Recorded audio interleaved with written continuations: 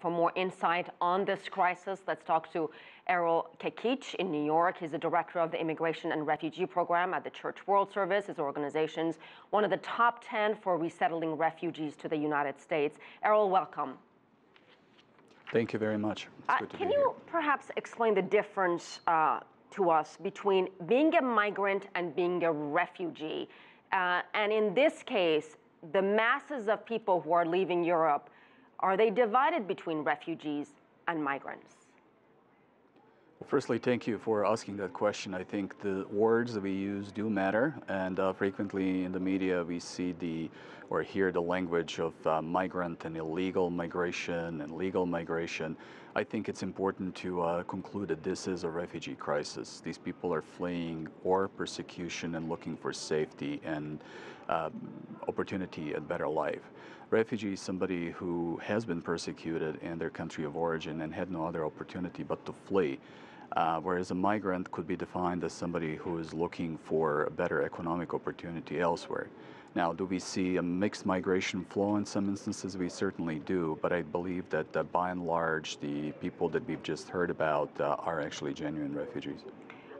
50 people were found dead in back of a truck in Austria. A day earlier, Italian Coast Guard said 54 people lost their lives trying to cross the Mediterranean. What does this tell us about the scale of this crisis and really the risks people are willing to take just to have a better life?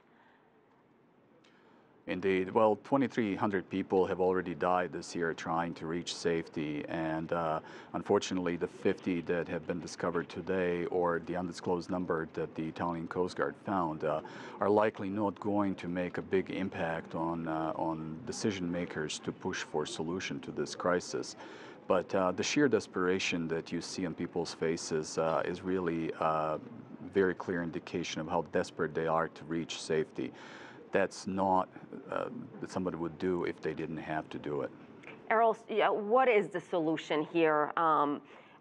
China's state-run Xinhua commentary today said that U.S. should refrain from taking a not-in-my-backyard attitude and reflect on its Middle East policy, would directly or indirectly displace thousands of people. But my question to you is, what about wealthy Gulf Arab nations? Do they have a responsibility here?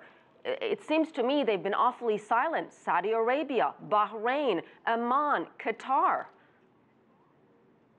Well, let us be clear. The refugee crisis of today has been caused by the terrorist murderous organizations such as ISIS, as well as repressive regimes such as the one of Bashar al-Assad in Syria, the one in Burma, and Eritrea. I think that for as long as the international community is not organized and united and not showing their will to actually resolve the crisis, we will continue to see people on the move. The recent UNHCR report indicates that there are about 59.5 to 60 million people on the move at this particular point in time. Now, the U.S. should do more. We absolutely believe that. In fact, my agency is one of many that has been advocating for an increased admission of refugees and more liberal immigration policies, etc. We believe that while we believe we will increase the annual quota and reach our 70,000 target this year, that really is a drop in the bucket comparing to the global need. But other countries, including the wealthy states in the Gulf that you've named, as well as China and India and Brazil and other countries that have experienced pretty solid economic growth over the last decade, should absolutely step in and assist with this crisis.